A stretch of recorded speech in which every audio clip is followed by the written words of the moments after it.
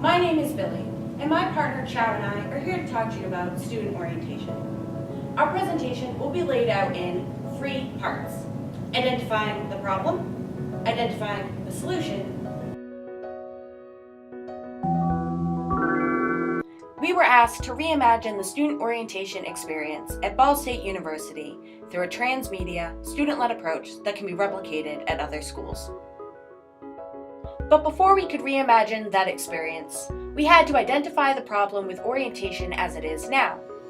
However, because this is a user-centered design, I'm going to let our user persona, Anne, guide us through why and how this project is shaped the way it is. Anne is an incoming 18-year-old art student. Hi, Anne. Anne has never lived away from home for longer than a few weeks at summer camp, and she has never set foot on BSU's campus or in Muncie until orientation. She is outgoing and excited to start her college experience, but she is nervous about getting lost and not knowing anyone in her new environment. From our collected key findings, we discovered a recurring report from individuals about their experiences when entering a new space, showing people felt similarly to Anne. People introduced to new environments struggle to habituate to unfamiliar layouts and social situations. So what does this mean? Students, like Anne, are struggling to organically adapt to the physical and social layout of the new environment of campus and the town and city in which it is situated. 4 key themes emerged from researching other universities and conducting saturate and group sessions with a total of 36 participants. According to Anne, and students like her, people feel disoriented in new places. Participants said, "I had a hard time to locate different buildings. I felt paralyzed. I didn't know what I should be doing." People desire a balance between self-responsibility and guidance. Just because I'm 18 doesn't mean I know what I'm doing. You just get dumped at college and have to figure it out. People need social connection. Usually, it's easier for me if there's someone else to talk about what's going on. I was worried because even though they toured, my son didn't know how to get anywhere or know anyone at Purdue. And people want to be engaged. I don't like things that drag on and waste my time repeating information more than once. I like things that are well explained and easy to follow and understand so that there's no confusion over what should be done, when, and where. So Anne and her cohort seemed to be asking for a design solution that was broken into 3 parts. There were requirements for organic socialization and campus acclimation. Students said we must have small groups and guidance, but a level of self-sufficiency. And this design had to happen under the constraints that there wouldn't be any mandatory large group lectures, busy work, forced socialization, or data dump. By surveying Anne before and after the orientation redesign, we will know we have met her needs if she reports feeling a balance between guidance and self-responsibility. She feels less stressed physically and can name available references for important material. She reports feeling engaged, and she demonstrates awareness of communal social opportunities available to her. In completing low-fidelity prototyping, Anne and her incoming cohort told us they wanted to see a solution that incorporated the 4 themes reflected in the key findings. 2 participants mentioned bus tours as a means of familiarizing students with BSU and the Muncie community to lessen disorientation. 7 participants called for either physical or digital information boards with copy on campus and community life. 9 participants said they would like to see the incorporation of some kind of scavenger hunt, liking the idea of direct engagement with physical and social settings through a game-like structure. And 1 participant directly called for a party to stimulate social interaction in a less stressful environment. The mid-fidelity prototypes Anne created reflected a refined summarization of the ideas displayed in the low-fidelity prototypes. One suggestion was for a community volunteer food drive, in which students would gather in small groups armed with a map and app, directing their orientation leader to neighborhoods throughout the town, collecting non-perishable items and logging them. A second suggestion was for a BSU Facebook reference page, which students could use to affiliate themselves with locations and events to share their BSU experience with fellow Cardinals. And a final suggestion was for a BSU role-playing game, or RPG, with a follow-up real-world integration, where students would create a virtual self and an RPG of BSU life to complete tasks within small groups. After completing their virtual tasks, students would agree to meet with their game groups at a campus location to explore together the physical campus. Which brings us to our solution. A two-part process taken from the prototypes Anne created, derived from the elements she highlighted as being essential in our redesign. Phase 1. A real-time virtual immersion RPG.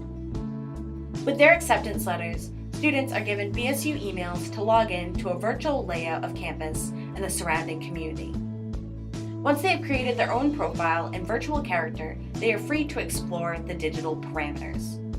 The virtual campus and town includes all major buildings and businesses, each containing different quests or tasks that students must perform during their time on the site.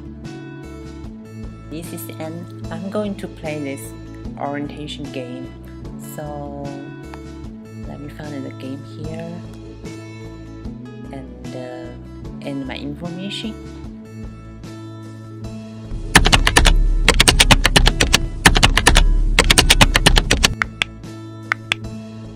Choose my character here. It's good. And start.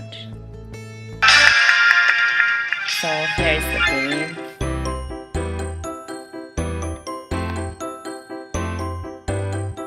And I'm in the map. Wow, that looks good. There are more quests in the system than students are required to complete, each quest containing multiple choice options. A quest might be to choose a place to go on campus to get lunch, and the on-screen menu might offer Taco Bell, Chick-fil-A, and Papa John's. While all of these options satisfy the quest, each recorded answer is cached and calculated to create a general system profile that the school records to find compatibility among students. Maybe I should talk to this lady.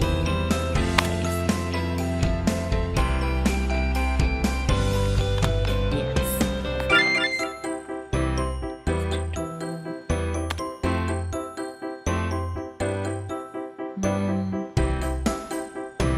Papa John's, of course.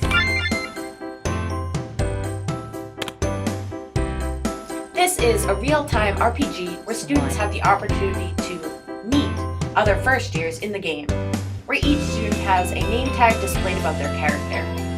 In usability testing, users suggested we also add a chat section. I am going to find where Papa John's is. Then in usability testing, users reported that though the RPG seemed fun, it may be too complex of a system for them to use on their own. It would need to be more intuitive to engage users. Here.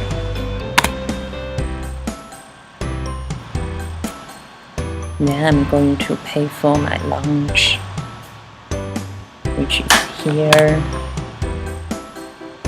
And I think I'm done the task today. Let me go back, look around to see if I can find something good. Students are matched with a small group based on their compatibility results and connected after completion of the set number of quests. The RPG will tell students, upon completion, their most visited location on the site, and the members in the compatibility groups, approximately 4 to 6 people, will have to confer via a newly opened private message setting where they would like to meet for their assorted check-ins for Phase 2. Once they've established their check-in, they will each mark this on the system, effectively completing Phase 1. I believe this is World Wars. That's my dome. Huh. Well, that's all my tasks for today. Now Next is Phase 2, Real-World Campus and Community Integration.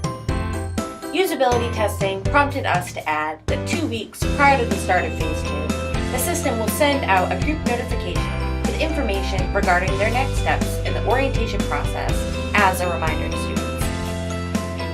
Phase 2 is comprised of 3 volunteer options: a food drive, animal rescue assistance, and park cleanup.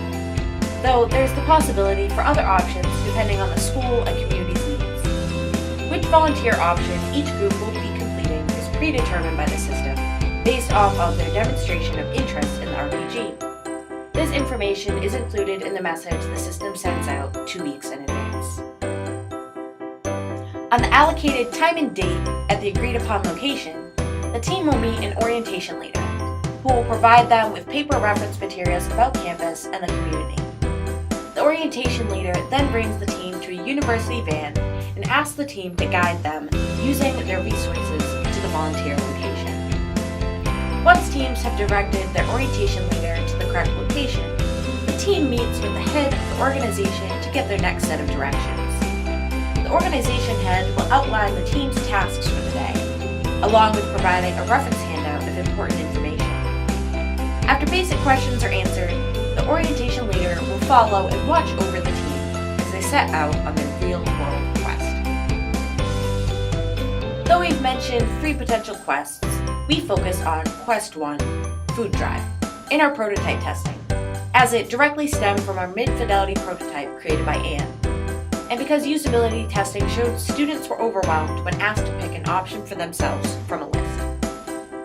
In this quest, an orientation leader acts as a van driver for the team, carting students around a predetermined grid of communities allocated and provided mobile and physical maps. Students are responsible for 4 major tasks.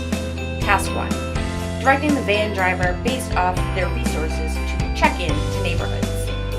2, going door to door to collect non-perishable food and paper items. 3, logging their collected items into the system upon the completion of a neighborhood. And 4, returning the collected food items to the necessary campus locations as outlined on their maps. That brings us to the conclusion of our presentation. We would like to thank you for your time and open the floor